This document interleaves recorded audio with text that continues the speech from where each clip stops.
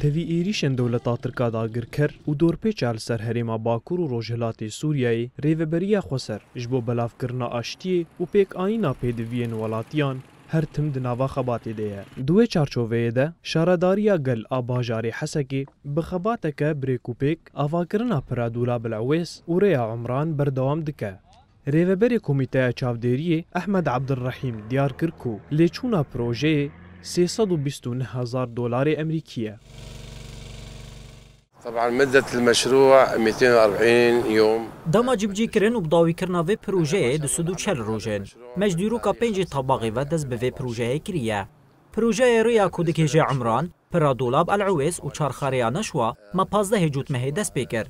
ليچونا جبجي كرنا بروجه $329,000 أمريكية. ريفبريا خوسر باري ليچونا في بروجه گرتيا سر مليخا. التمويل طبعا من الإدارة المحلية لإقليم شمال شرق سوريا. هروها أحمد عبدالرحيم دازانين گرنگيا في بروجه كو باشوري حسكي بناوندا باجير و گريد ده. طبعا الجسر هذا مهم كثير واستراتيجي. برا دولاب العويس گلكي گرنگا.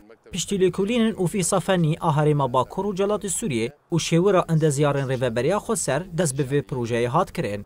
گرنگی آوی پروژه کو باشور حسکی بناوندا باجر را گرید ده.